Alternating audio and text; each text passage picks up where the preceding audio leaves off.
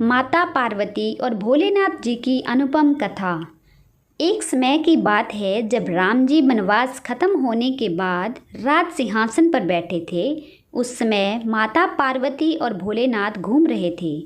तो भोलेनाथ ने देखा कि राम जी के घर में उनके दादाजी के श्राद्ध का भंडारा हो रहा है। तो भोलेनाथ ने सोचा, चलो मैं भी राम जी के दर्शन कर लूँगा। भोलेनाथ ने माता पार्वती से कहा, गौरा तुम कैलाश धाम जाओ और हमारे लिए भोजन बनाओ, मैं थोड़ी देर में आता हूँ। पार्वती जी भोलेनाथ की बात मानकर कैलाश धाम चली गई और भोलेनाथ पहुँचे राम जी के घर और ब्राह्मणों के साथ पंगत में बैठ गए और खाने लगे। सभी ब्राह्मणों को माता जानकी ने पेट भर भोजन खिलाया। सभी ब्राह्मण उठकर चले गए, लेकिन भोलेनाथ बैठे रहे। तो माता सीता ने लक्ष्मण जी की धर्मपत्नी उर्मिला से पूछा, क्या सभी ब्राह्मण चले गए? माता उर्मिला बोली, सभी ब्राह्मण चले गए, बस एक ही बैठा है। तो माता सीता जी बोली, अच्छा कोई बात नहीं, थोड़ा भूखा होगा, खिला दो। अब माता सीता और माता उर्मिला और सभी सखियां खिलाने लगी भोलेनाथ को। भोलेनाथ खाते गए। माता जानकी की रसोई का सारा सामान खत्म हो गया, लेकिन भोलेनाथ उठे नहीं। तो माता सीता जल लेकर भोलेनाथ के पास गई और बोली, बाबा पानी पी लो। तो भोलेनाथ बोले, आधा हो जाएगा तो पी लूँगा। माता सीता सोचने लगी कि लो अभी तो आधा भी नहीं हुआ है। माता जानकी ने फिर से सामान मंगवा कर खिलाया, लेकिन भोलेनाथ रुकने का नाम ही नहीं ले रहे थे। इतनी देर में माता कैकेयी आ गई और बोली, क्या हुआ बेटी, तुम लोग परेशान लग रहे हो?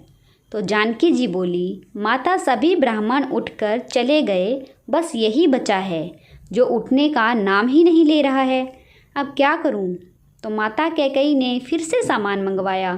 इतने में भोलेनाथ ने आवाज़ लगाई, लेते आओ, माता जोर की भूख लगी है। तो माता जानकी जी बोली, बाबा अभी तो आटा छाना है, थोड़ी पूरी पका लेने दो, फिर लेकर आती हूँ। तो भोलेनाथ बोले, आटा ही लेते आओ। अब तो भोलेनाथ सब आटा दाल चावल सभी को रसोई घर में जाने से पहले बोरी में ही ख़त्म कर देते। माता सीता हार कर दौड़ी दौड़ी राम जी के पास गई। तो राम जी बोले, क्या हुआ जानकी, इतनी परेशान क्यों हो? माता सीता बोली, सभी ब्राह्मण उठकर चले गए, लेकिन एक ऐसा ब्राह्मण बैठा है जो सब भंडार को ही खाली कर रहा है। राशन मंगवा कर लाऊं तो रसोई में जाने से पहले बोरी को ही ख़त्म कर देते हैं। तो राम जी बोले, चलो मैं देखता हूँ कि कौन है।